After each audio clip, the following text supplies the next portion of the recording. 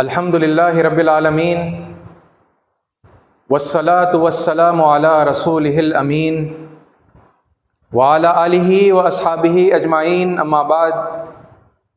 معزز سامعین، السلام علیکم ورحمۃ اللہ وبرکاتہ۔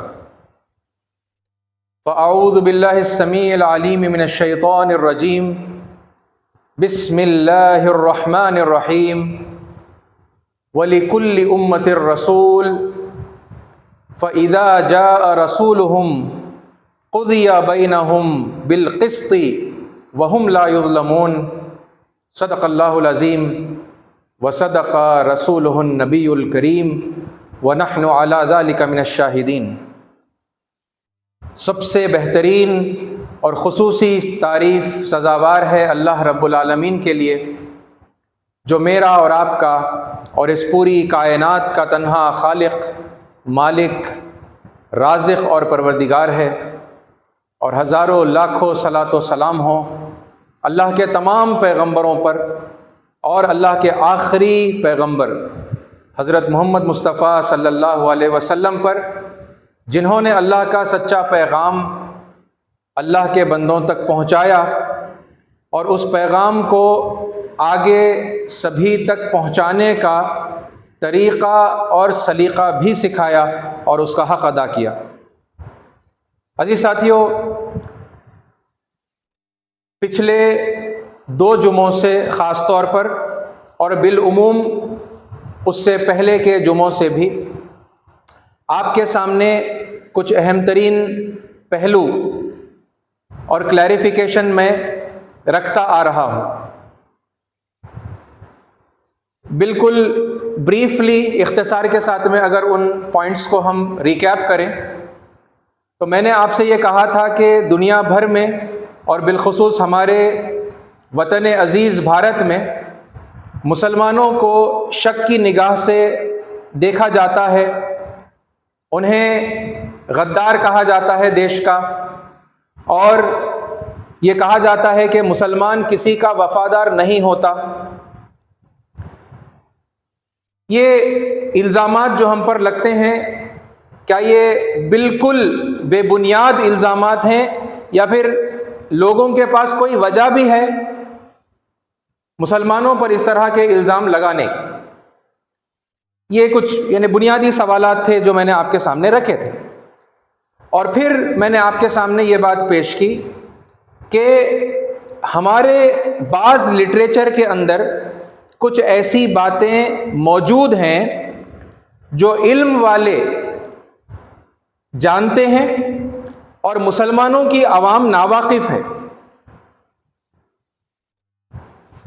جو لوگ جانتے ہیں وہ اس کے اوپر کوئی کامنٹ نہیں کرتے، کوئی اس کا خلاصہ نہیں کرتے اور کر بھی نہیں سکتے۔ جس طریقے سے یہ پہلوؤں کو اسلام کے انہوں نے سمجھا ہے، تو وہ نجی محفلوں میں بیٹھ کر، مسلمانوں میں آپس میں بیٹھ کر، کسی مسجد میں یا مدرسے میں یا اپنے خاص کسی حلقے میں بیٹھ کر تو ان باتوں پر گفتگو کر سکتے ہیں، لیکن پبلکلی انہیں ان باتوں کو وہ نہیں کر سکتے، اور پبلک کے سامنے اگر ویسے سوال ان کے سامنے کر دیے جائیں تو وہ ان کا تشفی بخش جواب نہیں دے سکتے۔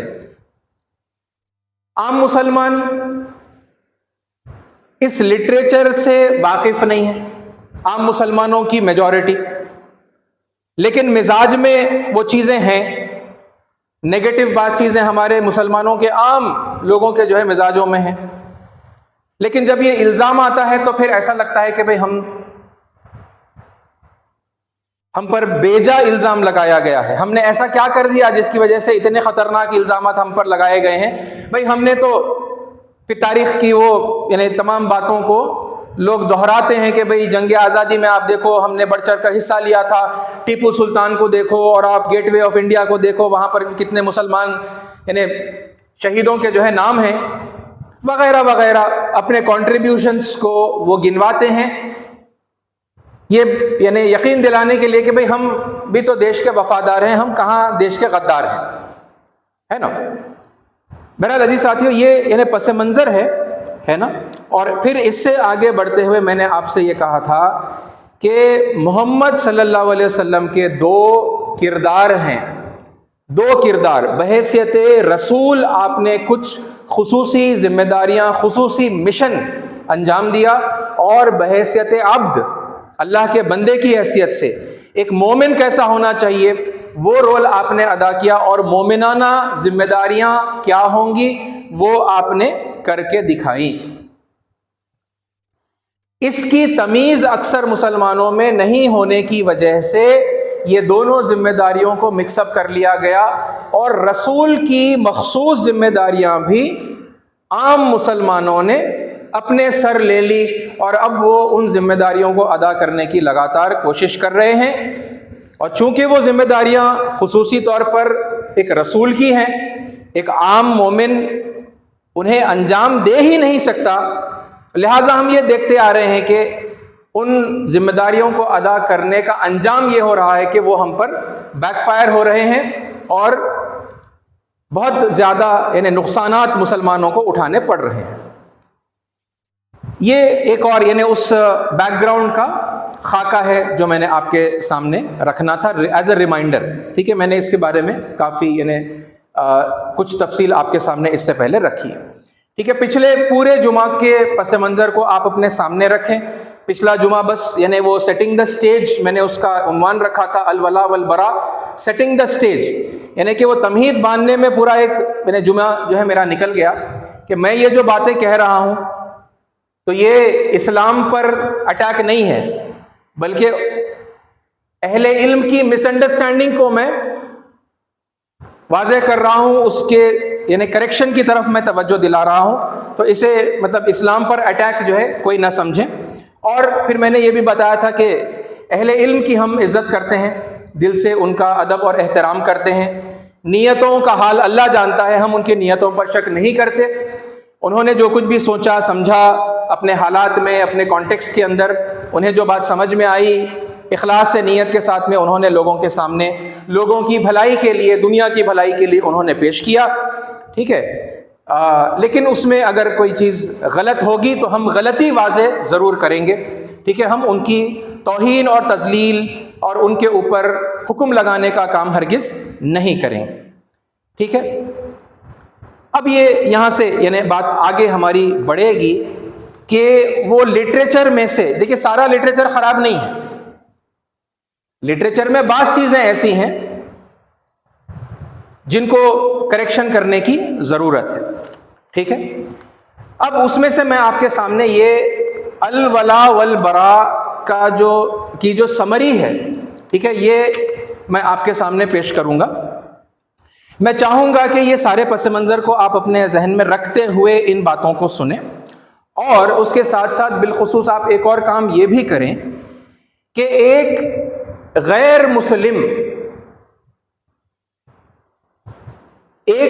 مسلم کی حیثیت سے بھی یہ باتوں کو سنیں، اوکے، سمجھیے، کنسیڈر کریے تھوڑی دیر کے لیے کہ آپ ایک غیر مسلم ہیں اور مسلمانوں کی یہ تعلیمات کو آپ سن رہے ہیں، ٹھیک ہے۔ تو آپ کیا فیل کریں گے، ٹھیک ہے، آپ کو کیا سمجھ میں آئے گا، آپ کیا فیل کریں گے، ذرا ایک مطلب پہلو یہ بھی اپنے ذہن میں رکھیں۔ اور صرف غیر مسلم ہی نہیں بلکہ اگر آپ مسلمان ہی ہیں، کسی نہ کسی جماعت سے، کسی نہ کسی ہے نا آرگنائزیشن سے یا فرقے سے یا مسلک سے آپ کا تعلق ہے، تب بھی آپ یعنی یہ سوچتے ہوئے آپ ان باتوں کو سنیں اور سمجھیں کہ دوسرے یہ جو مسلمان ہیں اگر ان کی نظر میں آپ کافر ہوئے، دوسرے مسلمانوں کی نظر میں اگر آپ کا فرقہ، آپ کی جماعت اگر ایک کافر جماعت سمجھی جاتی ہے تو پھر یہ ساری باتیں آپ پر بھی اپلائی ہوں گی، ٹھیک ہے۔ یہ دو مائنڈ سیٹس ہیں ود ان مسلمس، ہے نا، آپ چاہے جس جماعت سے بھی تعلق رکھتے ہوں، ٹھیک ہے، دوسری جماعت، کیونکہ ہر جماعت یعنی بلا مبالغہ یہ بات ہم میں سے ہر ایک جانتا ہے، دنیا بھی جان چکی ہے نا، شرمندگی کی بات ہے کہ ہر مسلم جماعت کسی نہ کسی اور دوسری مسلم جماعت کی نظر میں کافر ہے، گمراہ ہے، کافر ہے، بھٹکے ہوئے ہیں، ہے نا، یہ ایک ایکسیپٹڈ بات ہے، الا ماشاء اللہ، شاید ہی ایسا ہوگا جو دوسروں کو ایسا نہیں سمجھتا ہوگا، ہے نا، یا ان کے تعلق سے ایسی کوئی رائے لوگوں میں نہیں پائی جاتی ہوگی۔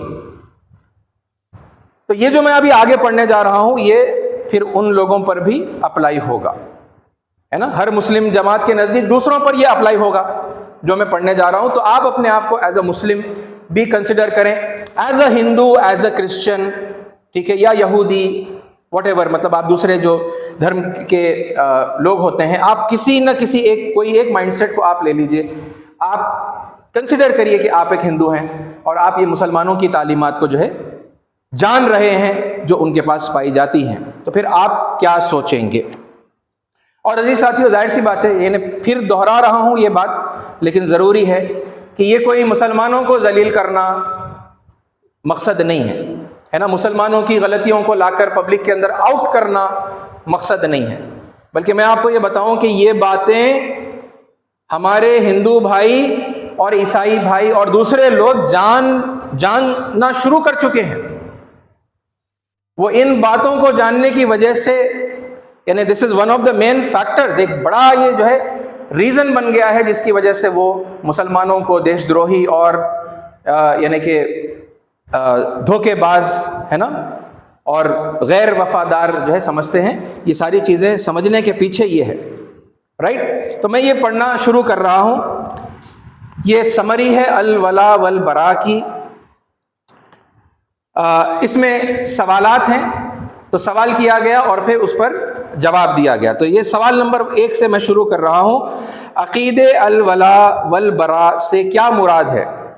کیا مطلب ہے نا اس عقیدے الولا والبراء کا؟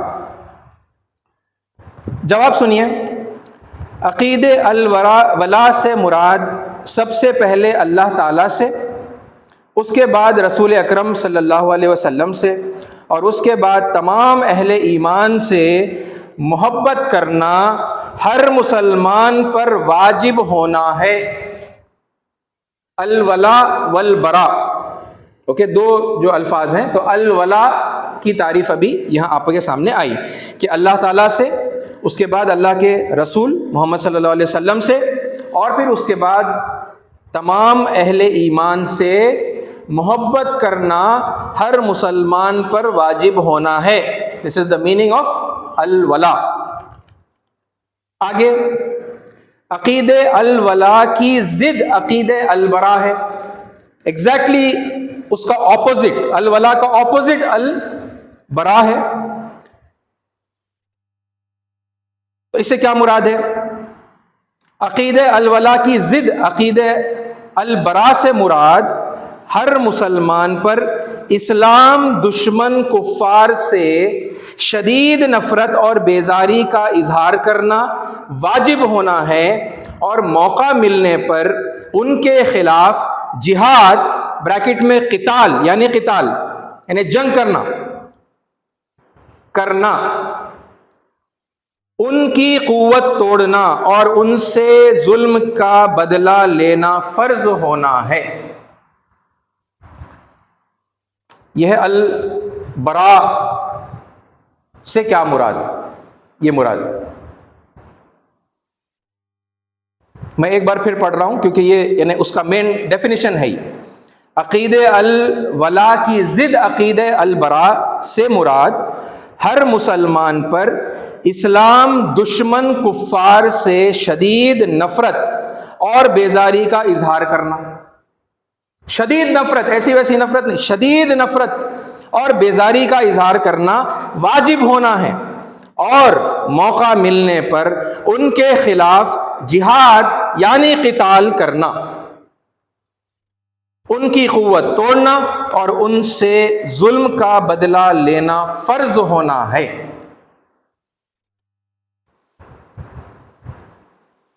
ایز اے نان مسلم آپ یہ سن رہے ہیں کہ یہ مسلمانوں کے پاس یہ عقیدہ ہے، عقیدہ الولا والبراء کا، تو آپ اپنے آپ کو سیف اینڈ سیکیور محسوس کریں گے یا آپ کو ایک تھریٹ محسوس کریں گے؟ سوچئے ذرا۔ اور آپ اگر ایک فرقے سے، ایک جماعت سے تعلق رکھتے ہیں اور مسلمان ہیں، لیکن پھر بھی دوسرے مسلمانوں کی نظر میں جو کوئی بھی یہ مانتا ہے نا، اس کی نظر میں اگر آپ کافر ہیں تو پھر یہ آپ کے لیے بھی ہے کہ ان لوگوں کو اگر کبھی اقتدار مل گیا، کبھی وہ پاور میں آ گئے اور ایڈمنسٹریشن انہوں نے سنبھال لیا، تو پھر وہ تمام کافروں کے ساتھ کیا کرنے والے ہیں؟ وہ موقع ملنے پر یہ کرنے والے ہیں، وہ شدید نفرت کریں گے، شدید بیزاری کا اظہار کریں گے، اور پھر موقع ملنے پر وہ آپ کے خلاف جہاد بھی کریں گے. اور جہاد بریکٹ میں ہے، یعنی اس سے مراد قتال ہے، جنگ کرنا ہے، قتل کرنا ہے، ٹھیک ہے، اور ان کی قوت توڑنا اور ان سے ظلم کا بدلہ لینا فرض ہونا ہے. یعنی کچھ چیزیں واجب ہیں، نفرت کرنا، بیزاری کا اظہار کرنا واجب ہے، اور پھر یہ جو جہاد اور قتال ہے نا، اور ان کی قوت کو توڑنا اور ظلم کا بدلہ لینا، یہ تو فرض ہے. یہ یہاں پر بیان ہو رہا ہے. یہ پہلا سوال اور اس کا جواب ہے. اس کی دلیل میں پھر آیت بھی پیش کی گئی ہے. آیت ملاحظہ فرمائیں، یہ سورہ حجرات کی آیت نمبر 29 ہے. محمد الرسول اللہ والذین معہ اشداء علی الکفار رحماء بینہم. محمد صلی اللہ علیہ وسلم خدا کے پیغمبر ہیں، اور جو لوگ ان کے ساتھ ہیں وہ کافروں کے حق میں سخت ہیں اور آپس میں رحم دل. یہ آیت بحیثیت دلیل استعمال کی گئی. اس پر تبصرہ میں بعد میں کروں گا، لیکن آپ جو پس منظر میں نے آپ کے سامنے رکھا ہے نا، اس کی روشنی میں آپ جائزہ کرتے چلے جائیں.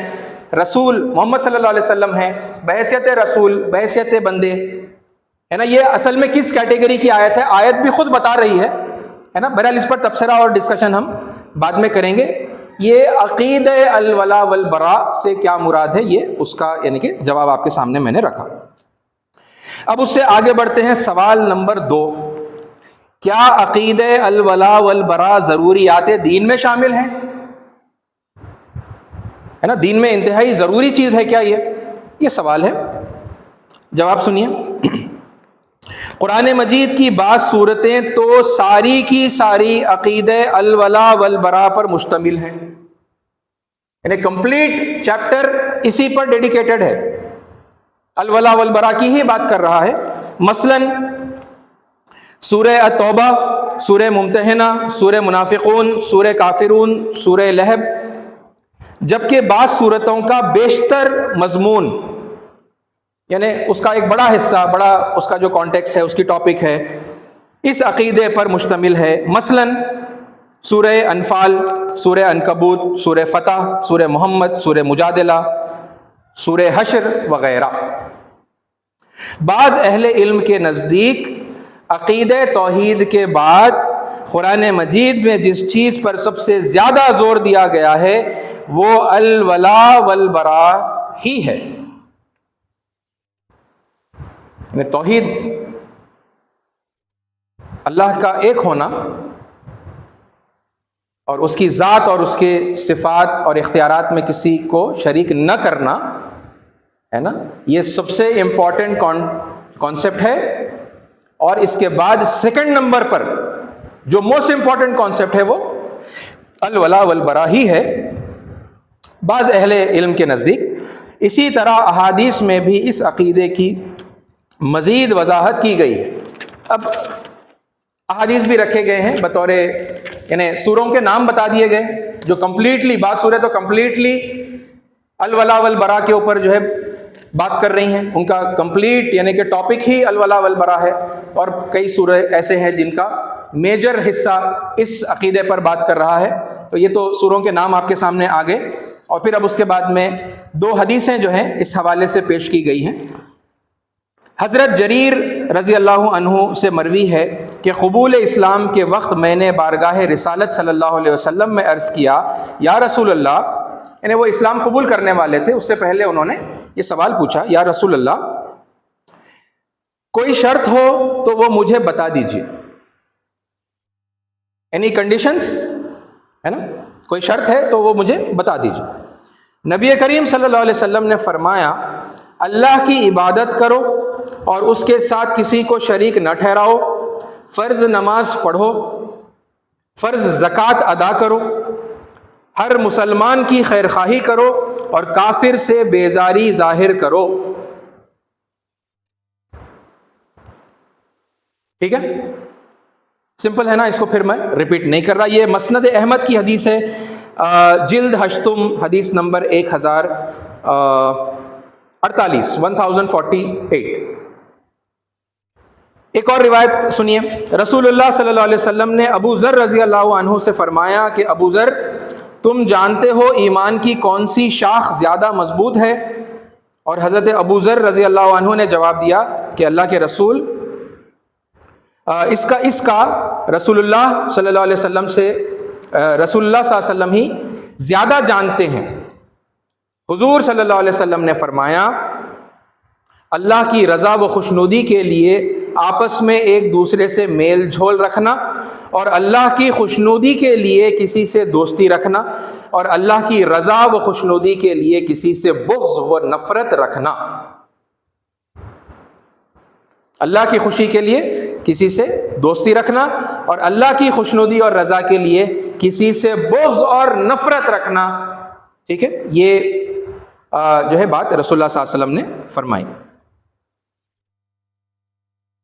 یہ مشکات شریف جلد 4، ٹھیک ہے، ممنوع چیزیں یعنی ترک ملاقات، انقطاع تعلق اور عیب جوئی کا بیان، یہ اس یعنی کہ چیپٹر کا نام ہے. حدیث نمبر 942. قرآن اور حدیث، اب یہ سوال کا یعنی جواب یہاں پر ختم ہو رہا ہے. قرآن اور حدیث کے مندرجہ بالا دلائل سے اس عقیدے کا ضروریات دین سے قطعی طور پر ہونا ثابت ہوتا ہے. یہ عقیدہ کیا ہو گیا؟ اب ضروریات دین میں سے ہو گیا، اور اب یہ انڈسپیوٹڈ ہو گیا. اس میں کوئی شک کی کوئی گنجائش باقی نہیں رہی کہ یہ عقیدہ اب ضروریات دین میں سے ہے. یہ دوسرے سوال کا جواب ہے. سوال نمبر 3، الولا والبرا کی علماء حق نے کون کون سی صورتیں بیان کی ہیں؟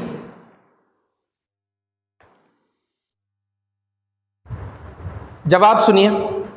الولا والبرا کی مندرجہ ذیل یعنی نیچے دی گئی صورتیں علماء نے قرآن اور حدیث کے دلائل کے ساتھ ذکر کی ہیں، جن میں سے کچھ مکروہ، ٹھیک ہے، مکروہ، کچھ حرام اور کچھ قطعی کفر ہیں. کچھ کیا ہیں؟ مکروہ. مکروہ کا مطلب ڈسگسٹنگ.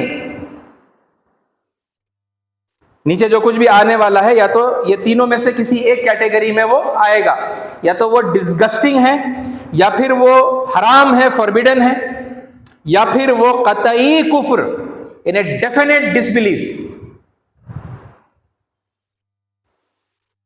اور پھر بریکٹ میں یہ ہے کہ طوالت کے سبب، یعنی یہ چونکہ لمبا ہو جائے گا، یہ ایک سمری ہے تو چونکہ یہ لمبا ہو جائے گا، طوالت کے سبب ہر مندرجہ ذیل صورت کی دلیل بیان نہیں کی جا رہی کہ اس کی آیتیں اور پھر اس ضمن میں جو احادیث ہے وہ نہیں رکھی گئی، خالی وہ پوائنٹس رکھ دیے گئے کہ الولا والبرا کون کون سی صورتوں میں مطلب بیان کی ہیں.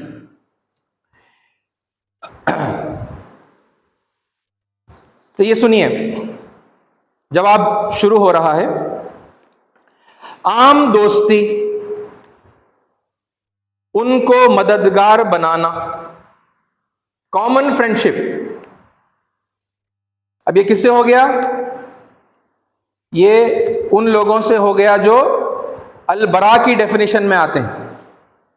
عام دوستی یا تو ڈسگسٹنگ ہے، یا پھر حرام ہے، یا پھر یہ قطعی کفر ہے. عام دوستی، ان کو مددگار بنانا، کفار سے محبت یا کفار کی طرف مائل ہونا، ان کی طرف آپ کا کوئی جھکاؤ رہنا، ان کی طرف کوئی اٹریکشن رہنا، یہ بھی ان تینوں میں سے کسی ایک کیٹیگری میں آئے گا. کفار کو دیانتدار کہنا، ان کو آنےسٹ کہنا، دیانتدار کہنا، یا کفار کا عزت و احترام کرنا، یہ ڈسگسٹنگ ہے، یا پھر یہ حرام ہے، یا پھر یہ قطعی کفر ہے. کافر کی خیر خواہی چاہنا، ان کی تعریف کرنا یا ان کے فضائل نشر کرنا، ان کی خیر خواہی بھی نہیں چاہنا ہے، ان کی کوئی تعریف بیان نہیں کرنا ہے، نہ ان کے فضائل یعنی ان کے کوئی اچھے کوالٹیز ہے تو ان کو بھی پبلسٹی نہیں کرنا ہے، ان کے فضائل نشر نہیں کرنا،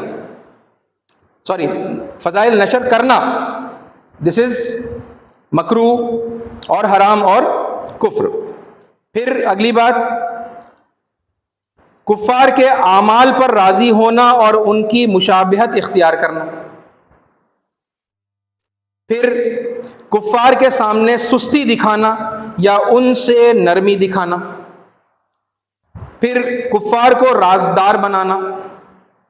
پھر کتاب و سنت کو چھوڑ کر کفار کے پاس فیصلے لے جانا، ججمنٹ کے لیے، فیصلے کے لیے ان کے پاس جانا۔ پھر کافروں کی ان کے احکام میں اطاعت کرنا۔ پھر کافروں کے ساتھ اٹھنا بیٹھنا، خصوصاً جب وہ اللہ کی آیات کا مذاق اڑاتے ہوں، یعنی ان جنرل بھی یہ مکروہ ہے یا حرام ہے یا کفر ہے، خاص طور پر تو جب وہ قرآن کی آیات کا مذاق اڑا رہے ہیں تب تو ایسا ان کے ساتھ میں نہیں بیٹھنا چاہیے۔ کفار کے اداروں میں کام کرنا یا کفار سے تعاون کرنا یا ان کے ظلم پر مدد کرنا۔ اور پھر آخری نقطہ اس سلسلے میں یہ ہے کہ کفار کے کفر پر راضی یا ان کے کفر پر شک، یعنی انہوں کافر ہے یا نہیں ہے، نہیں بھی ہو سکتے ایسا، یہ ڈاؤٹ فل ہو گیا نا، یہ ڈاؤٹ بھی نہیں کرنا، ان کے کفر پر شک یا ان کی تکفیر نہ کرتا ہو، یعنی وہ کافر ہیں مگر ان کو کافر نہیں بولتا ہو، یا ان کو صحیح کہتا ہو، یہ سارے کیا ہیں؟ یہ وہ صورتیں ہیں جو علماء حق نے بیان کی ہیں، ٹھیک ہے؟ الولا والبراء کی علماء حق نے کون کون سی صورتیں بیان کی ہیں، تو یہ ہے وہ صورتیں ہے نا جو میں نے آپ کے سامنے گنائی ہیں، جو علماء حق سوال میں لکھا ہوا ہے علماء حق نے بیان کی ہیں۔ تو اب کیا ہو گئی یہ بات اور بھی ایسا کہنے کی وجہ سے اور بھی زیادہ آتھینٹک ہوگی، کیونکہ اب علماء حق یعنی کہ رائٹیس اسکالرس، اب ان کے مقابلے میں آتے ہیں علماء سو، ان رائٹیس اسکالرس، وہ جو اسکالر ہیں مگر جان بوجھ کر لوگوں کو گمراہ کرتے ہیں، علماء سو ہوتے ہیں۔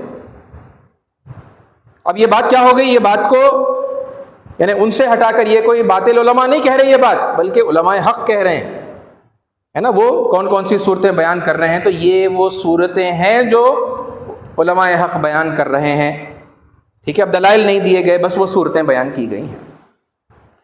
ساتھیوں، یہ 3 سوالات ہیں ابھی اس موقع پر میں نے آپ کے سامنے رکھے، اور پھر اس کے اور آگے یعنی سوال نمبر 4، سوال نمبر 5، سوال نمبر 6، ٹھیک ہے؟ اور اس سے آگے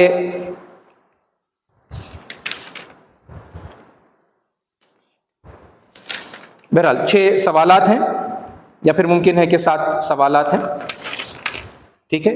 یہ ہیں وہ باتیں، ان میں سے 3 ہی اس موقع پر میں نے آپ کے سامنے رکھے، ٹھیک ہے؟ اب دیکھیے جتنا کچھ بھی ابھی آپ کے سامنے رکھا گیا ہے، اس کو ذہن میں رکھیے، تو اب آپ بتائیے کون ہے جو آپ پر اعتماد کرے گا؟ کوئی غیر مسلم آپ کے اوپر اعتماد کرے گا؟ بھائی آپ کے تو عقیدے میں ضروری، دین کی ضروریات کے اندر یہ ہے کہ آپ ان سے نفرت کریں گے، آپ ان سے بیزاری کا اظہار کریں گے، موقع ملنے پر آپ جنگ کریں گے۔ اب جنگ کیوں نہیں ہو رہی؟ اب جنگ صرف اسی لیے نہیں ہو رہی کیونکہ آپ کے پاس موقع نہیں ہے، آپ کے پاس اقتدار نہیں ہے، آپ کے پاس پاور نہیں ہے، اس لیے آپ جنگ نہیں کر رہے۔ اگر آپ کو موقع مل جائے، اگر کوئی پاور آپ کے پاس آ جائے، اقتدار آپ کو مل جائے، تو پھر آپ کیا کریں گے؟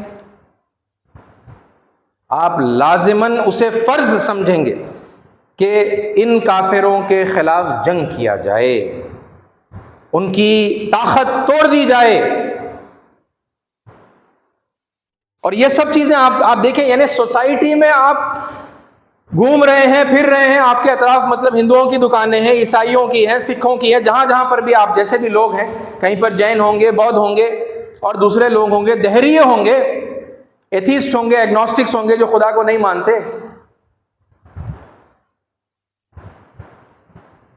وہ جب یہ مطالعہ کریں گے، کر رہے ہیں جہاں جہاں پر بھی اس کا مطالعہ ہو چکا ہے وہاں پر آپ یہ جو ریپرکشن دیکھ رہے ہیں، یہ جو آپ کو ہے نا مصیبتوں کا آپ کو سامنا کرنا پڑ رہا ہے، اور آپ جو اتنا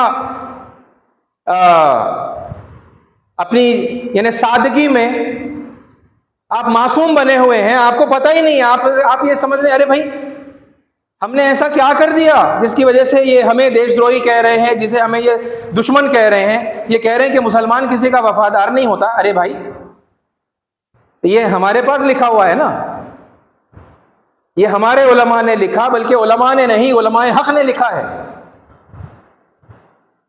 عام دوستی کرنا ڈسگسٹنگ بات ہے، مکروہ بات ہے.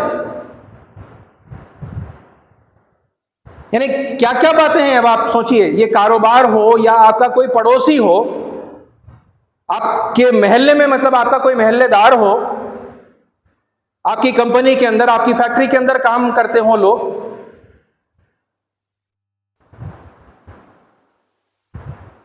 وہ کیسے آپ کے اوپر بھروسہ کریں گے بتائیے؟ کیونکہ آپ کے ایجنڈا کے اندر تو یہ سب چیزیں شامل ہیں. اور آگے وضاحتوں میں وہ بات بھی آئے گی کہ کون سے وہ حالات ہیں جس میں آپ مجبوراً یہ دوستی کا ناٹک کر سکتے ہیں. وہاں پر بھی ناٹک ہی ہے، وہاں پر بھی کوئی حقیقی دوستی نہیں ہے، کیونکہ حقیقی دوستی ہو گئی تو پھر آپ بھی یعنی انہی کے اندر جو ہے شامل ہو جائیں گے، آپ بھی کافروں میں گنے جائیں گے.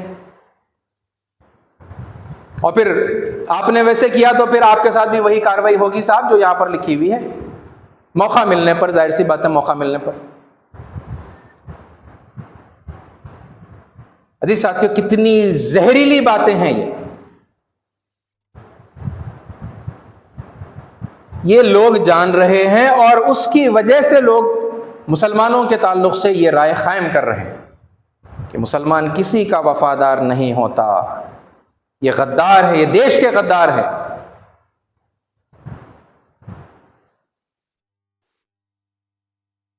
اور اس کی وضاحت جو میں اس سے پہلے بار بار یعنی جس کی دلائل کے ساتھ میں آپ کے سامنے رکھتا آیا ہوں، ویری سمپل. بھئی یا تو کیا ہوگا، ایک مکاری کی بات ہوگی، ڈبل سٹینڈرڈ کی بات ہوگی نا، کہ بھئی آپ آج کمزور ہیں، آپ یہ نقلی دوستی، دکھاوے کی آپ دوستی اور تعلقات اور ساتھ میں مل جل کر رہنے کی، سیکولر رہنے کی آپ باتیں کر رہے ہیں. آپ نے غور کیا ہوگا نا سوسائٹی کے اندر اب یہ یعنی خاص طور پر سوشل میڈیا کے اوپر سیکولر ہونے کو کتنا یعنی کنڈیم کیا جا رہا ہے. یہ کنڈیم کرنے والے یہ باتیں جانتے ہیں کہ بھئی آپ جو کر رہے ہیں یہ آپ دل سے نہیں کر رہے دوستی. یہ تعلقات قائم کرنے کی بات، یہ ایک باغ ہونے کی بات، ہندوستان ایک خوبصورت باغ ہے، مختلف رنگ برنگے پھول ہیں، یہ ساری باتیں جو آپ کر رہے ہیں یہ آپ کی مجبوری میں آپ کر رہے ہیں اور آپ دل سے نہیں کر رہے ہیں. اور دل سے تو آپ نفرت ہی کرتے ہیں اور انہیں مارنے کا منصوبہ آپ کے دل میں ہے، بس مجبور ہیں آپ، کیونکہ آپ کے پاس اقتدار نہیں ہے، آپ کمزور ہیں.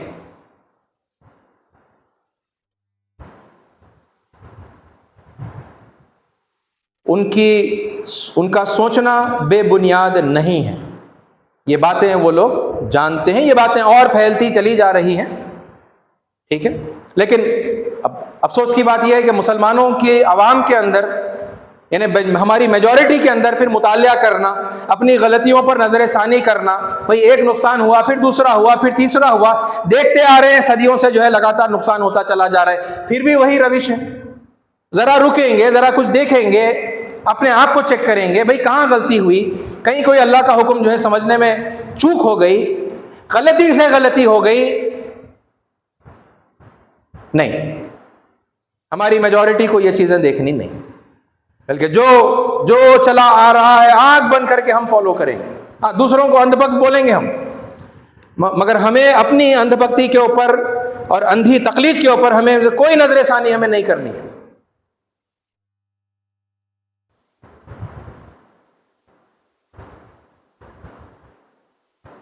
عزیز ساتھیوں، یہ اس زہر میں سے ہے، معاف کرنا میں یہ سخت الفاظ استعمال کر رہا ہوں، یہ اس زہر میں سے ہے جو بعض اہل علم جانتے ہیں اور عوام الناس نہیں جانتی، لیکن مزاجوں میں یہ چیز آ گئی، ایک کراہیت، ایک دوری، ایک ڈسٹینس مینٹین کرنا ہے اگر کہیں آ گیا موقع جہاں پر آپ کو غیر مسلموں کے ساتھ میں جو ہے انٹریکشن کرنا ہے۔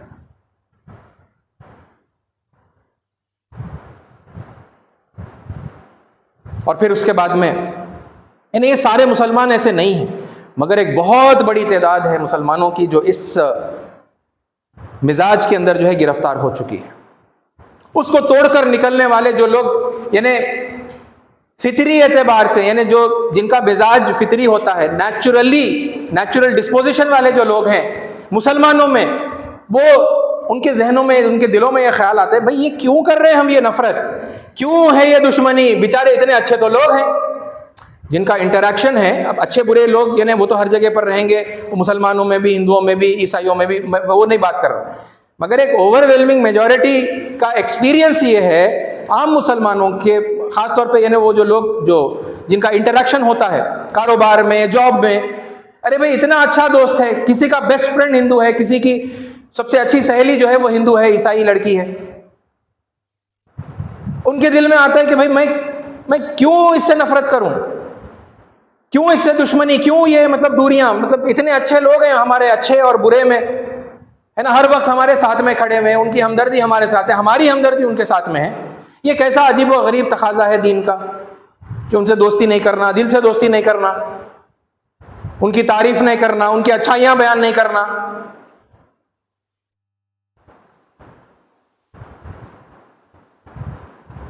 عزیز ساتھیو، یہ انٹرپریٹیشن کی غلطی ہے۔ اگر یہ ہم مانتے ہیں لیکن اسے جسٹیفائی نہیں کر سکتے تو پھر وہ جو آبجیکشن ہے لوگوں کا وہ بالکل ٹھیک ہے، اور یہ ڈبل سٹینڈرڈ کی بات ہے کہ آپ کا اسلام کمزور ہے اسی لیے آپ یہ دکھاوے کی دوستیاں کر رہے ہیں، اور جیسے ہی آپ کا اسلام مضبوط ہو جائے گا، آپ مضبوط ہو جائیں گے تو پھر آپ یعنی ہر کافر کو جو ہے آپ اس کے ٹھکانے پر پہنچا دیں گے، جہنم میں پہنچا دیں گے، یا پھر آپ اسے یعنی چھوٹا بنا دیں گے۔ لیکن اس کا وہ دوسرا انٹرپریٹیشن ہے جس کی میں آپ کو توجہ دلا رہا ہوں۔ یہ جو آیتیں ہیں جنہیں لے کر اور یہ جو احادیث ہیں جنہیں لے کر یہ نتیجہ نکالا گیا ہے نا، یہ رزلٹ ڈیرائیو کیا گیا ہے، یہ آیتیں محمد صلی اللہ علیہ وسلم کے رسول کے باب سے تعلق رکھتی ہیں۔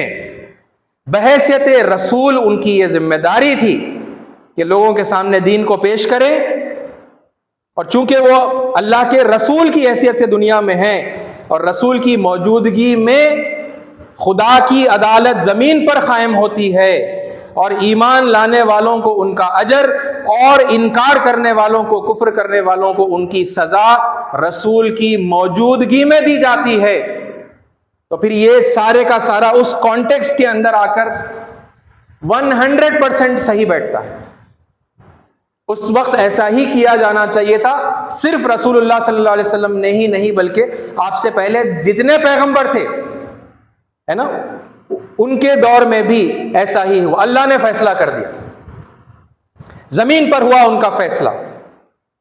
اور اگر اس وقت رسول کی موجودگی میں جب ایمان والوں کی تعداد اس کام کو کرنے کے لیے مناسب نہیں تھی، کم تعداد تھی ایمان والوں کی، جیسا کہ زیادہ تر پیغمبروں کی آپ تاریخ کو اٹھا کر دیکھیں گے، بہت چند لوگ، کم لوگ ایمان لائے، تو پھر اللہ تعالیٰ نے کیا کیا، رسول کو، ایمان والوں کو ان بستیوں سے نکال دیا، قدرتی آفتوں کے ذریعے سے ان کو عذاب دے کر ان کا فیصلہ اسی دنیا میں کر دیا، انہیں ہلاک کر دیا۔ یہ رسول کی موجودگی میں ہوتا ہے۔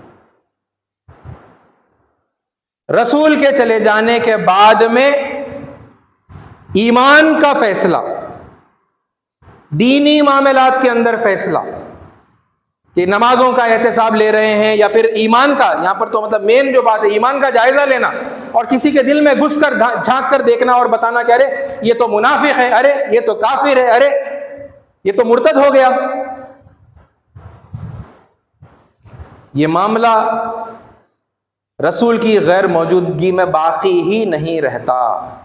اپنے صحیح موقع محل میں آپ یہ ساری باتوں کو دیکھیں گے جو رسول اللہ اور آپ کے دور کے مومنین اور کافروں کے لیے جو ہے یہ مختص ہے، یہ وہیں تک کے لیے فکسڈ ہے. آپ یہ وہاں پر رکھ کر دیکھیں گے، آپ کو بہترین طریقے سے یہ سمجھ میں آئے گا کہ یہ کتنا مناسب یہ ڈسکشن ہے، کتنی صحیح یہ بات ہے جو الولاء والبراء میں آئی، مگر یہ وہیں تک محدود ہے. لیکن جیسے ہی آپ اس کانسیپٹ کو پھر ڈریگ کرتے ہیں، رسول کے دائرے سے نکال کر ایک عام بندے کے دائرے کے اندر لاتے ہیں کہ عام مومن کو بھی یہی کرنا ہے، وہاں پر پھر سارا معاملہ چوپٹ ہو جاتا ہے. عزیز ساتھیو، یہ ہے اس کا ڈویژن، اس کا سمادھان. اور ہمیں اس بات کو اون کرنا پڑے گا کہ یہ جو بات جیسے بھی جس وقت بھی سمجھی گئی، یہ غلط سمجھی گئی، اور یہ سارے معاملات یہ صرف رسول کے دور کے لیے ہیں، یہ عام حالات کے لیے، پیغمبر کی غیر موجودگی کے حالات کے لیے یہ نہیں ہیں. اور اب تک اگر ہم ایسا سمجھتے آئے ہیں تو ہم سے غلطی ہوئی کہ ہم نے عام مسلمانوں کی ذمہ داریوں میں یہ چیزوں کو لے لیا جو رسول کے لیے خاص تھی. ہم سے غلطی ہوئی، اس کا اعتراف کریں پبلکلی، لوگوں سے ہم معافی مانگیں، کیونکہ لوگوں نے یوں ہی الزام نہیں لگائے، یہ سب ہمارے پاس ہے، یہ پڑھ کر ان کو سمجھ میں آیا کہ اچھا آپ کے منصوبے کیا ہیں. عزیز ساتھیو، یہ اس کے 3 سوالات تھے جو اس موقع پر میں نے آپ کے سامنے رکھے، اس بات کی وضاحت کے لیے، خدا کے لیے. دیکھیے وقت کم ہے، یہ سب چیزیں ہیں ہم نہیں جانتے، اور بھولے بھالے بن کر ہم کنفیوزڈ ہیں کہ ارے بھائی یہ ہندوؤں کو کیا ہو گیا، ہم سے اتنی نفرت کیوں کر رہے ہیں. تو ان کی نفرتوں کے پیچھے یہ بہت بڑی ایک وجہ ہے نا، کہ وہ جان گئے ہیں کہ آپ کے منصوبے کیا ہیں، آپ کے پاس کیا لکھا ہوا ہے. یہ الگ بات ہے آپ نہیں جانتے عام مسلمان ہونے کی حیثیت سے. اے ساتھیو، اس کو پلیز آپ لوگ پھر نکالیں، آپ لوگ اپنا خود کا مطالعہ کریں، خود سے سمجھیں، خود انالائز کریں، خود سے آپ سمجھیں کیا ایسا ہونا بھی چاہیے یا نہیں ہونا چاہیے. رسول کا رول خاص کچھ الگ ہوگا، پھر بندے کی حیثیت سے بھی آپ نے ایک اسوہ حسنہ آپ نے ہمیں بتایا ہے. بس یہی ہے، بندے والا رول ہے جو ہمیں لینا ہے، رسول والا رول ہمیں نہیں لینا ہے نا. اس بات کو اگر سمجھتے ہوئے پھر آپ لوگوں کے سامنے آئیں، یہ وضاحتیں کریں گے ہے نا، اپنے مزاج کو بدلیں گے. جیسا پہلے تو یہ بات ہم خود ریئلائز کریں نا، آج کے دور میں ہمیں حق ہے ہی نہیں کسی کو کافر کہنے کا، تو پھر جس کو کافر کہتے رہے پھر اس سے دوری بنائی رکھی، بغض کیا، نفرت بھی کی، تو پھر یہ سب پہلے ہمارے دل سے ختم ہوگا نا. اور پھر ہمدردی آئے گی، محبت آئے گی، ان کا خیال رکھنے کے بارے میں ان کی خیر خواہی آئے گی، ان کے اچھے کاموں کی تعریف بھی ہم کریں گے، معاملات دل سے کریں گے نا. یہ دوستی دکھاوے کی نہیں رہے گی، یہ دوستی دل سے ہوگی. یہ سب سے بڑی تبدیلی سب سے پہلے تو ہمارے اندر آنی ہے نا، اور یہی اللہ کا قانون ہے. اللہ تعالیٰ کبھی کسی بھی قوم کی حالت کو نہیں بدلتا جب تک وہ اپنے اندر کی حالت کو نہیں بدلتے. یہ اللہ کا قانون. ان اللہ، یقیناً اللہ، لا یغیر، نہیں بدلتا، ما بقوم، کسی بھی قوم کی حالت کو، حتی یغیروا ما بانفسہم، جب تک وہ اپنے انفس کو نہیں بدلتے. ارے یہ سب کریکشن کر کے سب سے پہلے ہم اپنی اصلاح کریں گے، اپنے آپ کو سدھاریں گے، ہماری مینٹیلٹی چینج ہوگی، پھر اللہ جا کر یعنی ہمارے حالات کو جو ہے سدھارے گا، ہمارے حالات اچھے ہوں گے، اور وہ ہمارے ہندو بھائی، عیسائی بھائی، سکھ، جین، بودھ، دہریے جتنے بھی ہیں، وہ پھر ہم سے بعد میں محبت بھی کریں گے. اللہ تعالیٰ سے دعا ہے کہ اللہ تعالیٰ اس بات کو زیادہ سے زیادہ ہم پر واضح کر دے. اللہم ارنا الحق حقا وارزقنا اتباع. اے اللہ، جو حق ہے اسے واضح کر کے حق کی حیثیت سے ہمیں دکھا دیجئے. وارزقنا اتباع، اور اس کی اتباع کرنے کی توفیق عطا فرمائیے. وارنا الباطل باطلا وارزقنا اجتنابا. اے اللہ، جو باطل ہے اسے کھول کر باطل کی حیثیت سے ہم پر عیاں کر دیجئے، اور اس سے بچنے کی ہمیں توفیق عطا فرمائیے. آمین. وآخر الدعوانا الحمد للہ رب العالمین.